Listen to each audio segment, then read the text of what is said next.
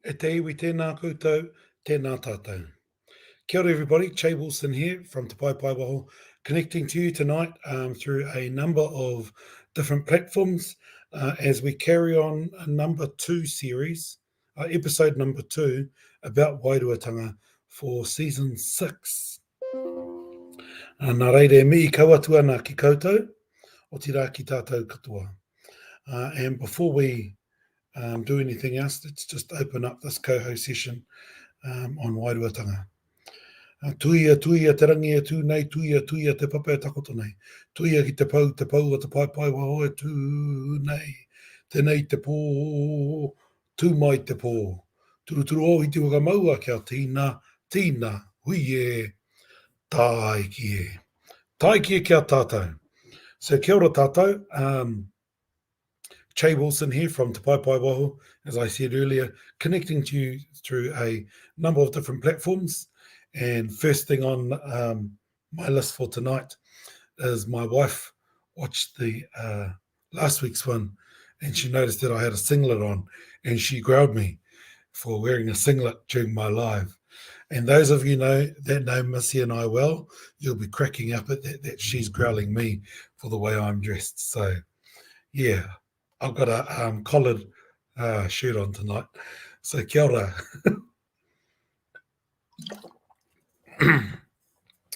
But what I want to talk about tonight is koea nei te rā I maingatia e te wairua tapu kia wano mai ai a tau pōtiki wira mu Rātana. And so just want to acknowledge that it's the rā whānau of tahu pōtiki wira mu Rātana. And so I want to talk about Rātana in this session tonight. But before I do that, just mihi to those in Poihākena and Sydney, kia ora koutou. And also want to mihi to everybody as we navigate the new level red, or whatever it's called, taumata whero. But just look after ourselves and not be silly, and just take care of each other, keep an eye out that everybody's well, and but getting back to the homework. So last week I gave you homework, which is probably one of the first times I've given homework. And that homework was to send a karakia to someone you love. And to work through what you're wanting to send, and then also work through how you felt after sending that karakia. And hopefully who you were intending that karakia to go to, also they felt that love and that energy as well. That's homework for last week when we talked about sending intent through karakia. And tonight's kaupapa on WAIRUATANGA is talking about Rātana and prophetic movements. So, ka pai moerangi, just seeing your messages. So, why did the prophetic movements evolve in Te Ao Māori? I think what's the first thing to note is, like every culture, we've always had our own forms of people who connect with the divine. And whether you call them prophets, poropiti, or whether you call them matakite, seers, tohunga ahurewa, high priests, or other names, the prophetic movements, in the way that we refer to them today, is something that resulted from the clash of cultures. And new types of leaders then evolve through the clash and merging of those cultures, as well as when there's a gap left by the more traditional leadership who no longer are as relevant. And so prophetic movements come from that, as well as a result of loss. And what's interesting is that the message that the colonizer brought was also a message of that talked about a people who lost things, a people that lost things, a people that had been mistreated.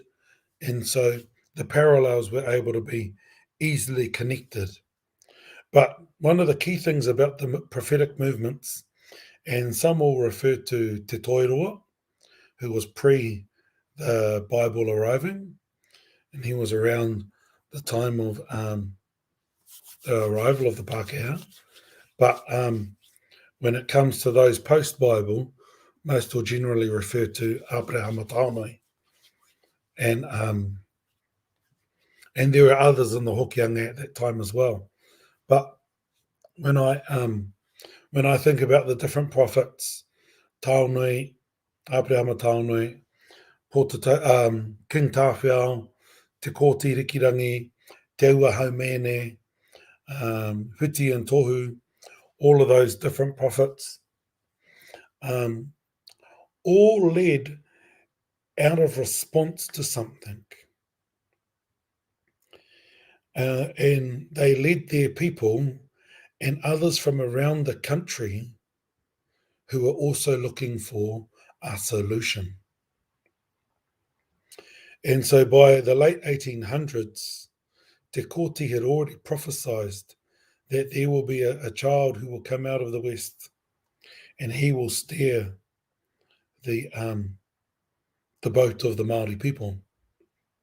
And when he said that in response to one of my tupuna, Tai Toko Te Rangihiwene, also known as Major Kemp, where Te Rangihiwene said to Te Kōti at Parikino, E Kōti, let us lead our Māori people. And Te Kōti's response says, your hands are covered in blood, as are mine. It'll be someone else. There will be a child that will come out of the West, and he will lead the waka of Te Iwi Māori. And what he prophesied was the coming of Rātana.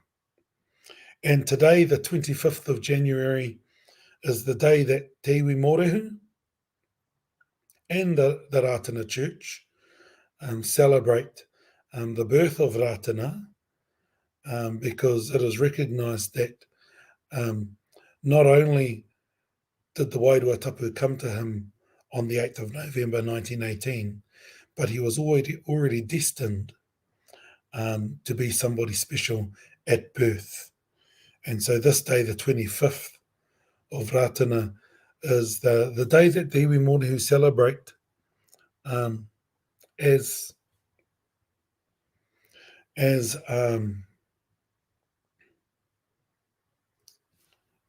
a special day, because the Wairuatapu had chosen Rātana prior to the 8th of November.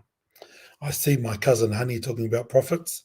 So I've only covered the Old Testament prophets, then there are New Testament prophets. And the one that Honey's referred to, Are Kahana Rapiripi, or Alex Phillips, is part of the New Testament prophets, as is Rātana.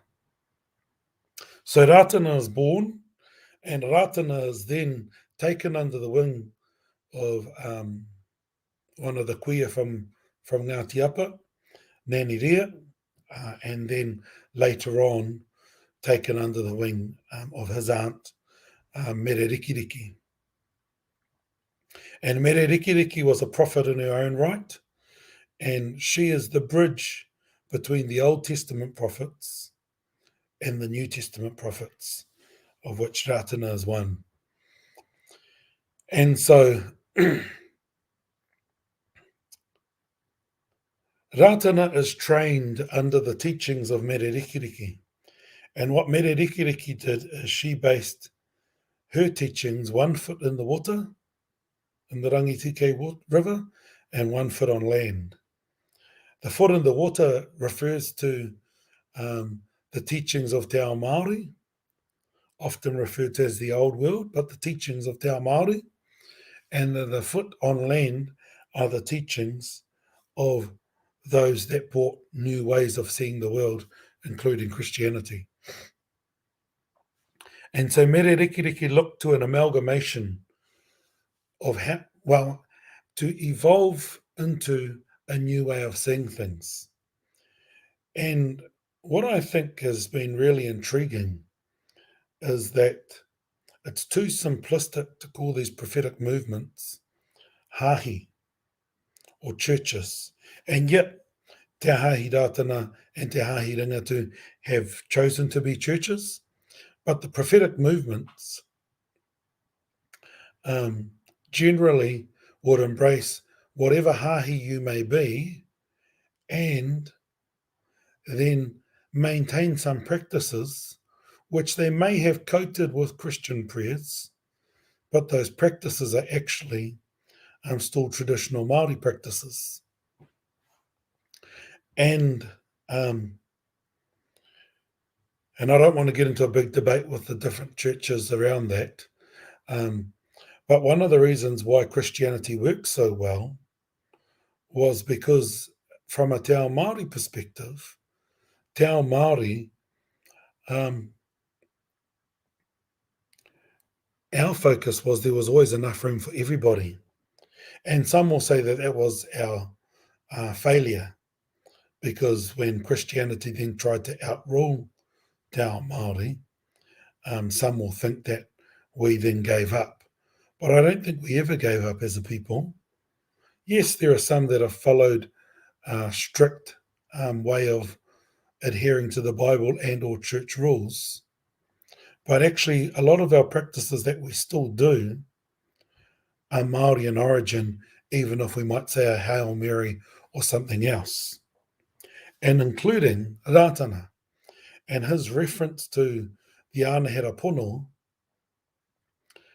is, yes, it is the hosts and angels, but actually, when you break down when the invocations that he did around the motu, his practice was invoking the Anahera Pono in its broadest context. So he would talk to the different Māori and the different atua at those different places. And he came from a teaching where you had to talk to them by knowing the old.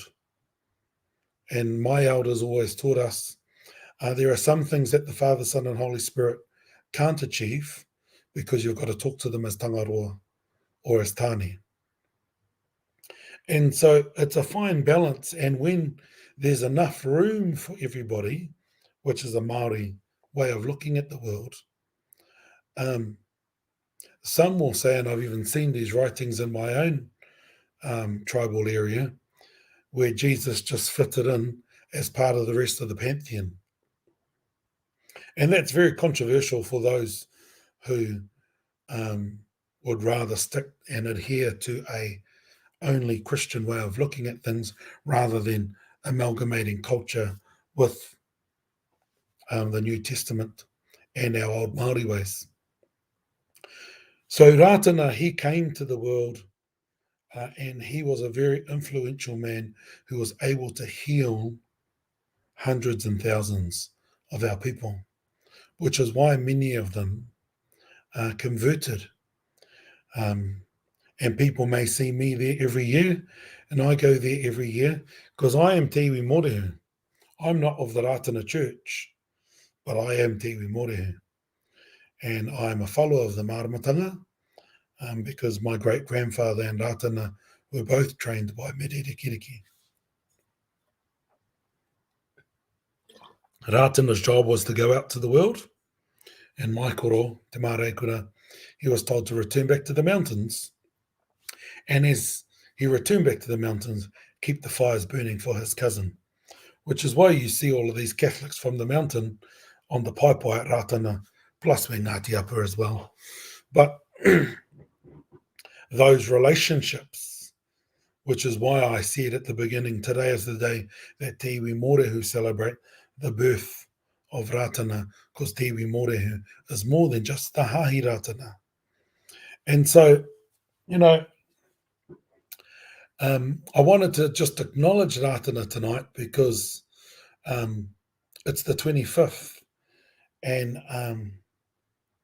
as a child being there at the 25th and was there last year, this year decided not to go because of Omicron and just to make it easier on the haukainga. And it's not the way we like to do things. But what I do love about COVID is it's forcing us to find other ways to think about how we realise. And for me, I'm not a person who is stringent around holding because this is what we've done for 50,000 years. I'm also about focusing in on intent. And if intent means that we have to change, so be it. So be it. And which is why I'm celebrating Rātana now rather than how I would with Waikōrero and Waiata and everything else, and karakia waka moemiti when I'd normally be at Rātana over the last few days. I'd like to say that COVID's gift to me was I got to spend my wedding anniversary with my wife this year, because normally I'd be down home at Rātana. Yeah, tika katoa. So I'm just wanting to acknowledge Rātana, acknowledge the prophetic movements generally, and depending on what happens in my week, and if it's appropriate, I'll then share more kōrero about other prophetic movements as we go along. So ka te ake te iwi, tēnei rā e mi'i kau atu ana. And to finish off, let us think about the session last week and sending a prayer, or using the power of prayer to send love to others. And I would like to send my intention tonight as te iwi mōrehu to my whanaunga of te hahi mōrehu. Ko ngā pikinga eke o te wā, tēnei e pātuki atu ana ki koutou i te pūoro wairua, koutou te kāui ariki wairua, kia tatū mai rā ki wainga i mātau i roto i tau rā, te rā i meingatia e koutou taunga wairua, kia wānau mai ai a tau pōtiki wiremu Rātana ki te ao kiko nei. No te tatūnga o te wairua tapu ki runga ki aia i te waru o Noema, ka ua mai rā ko te māngai o Ngāriki. Tēnei e pātuki atu ana kia koe te māngai o Ngāriki, kia tuku atu i enei kupu, kia nui no atu ko te ora ki runga ki te kaupapa tangata, ki ngā iwi katoa puta no i te ao, kia wakamārire mai rā i tēnei iu, e pākau mai ana ki runga ki wainga i a tātou, tēnei e pātuki atu ana i runga i te matua, tama wairua tapu me ngā ane aeropono, ko te māngai ai tautoko mai, aia nei, ake nei, ai. Kia ora tātou, pō mārire.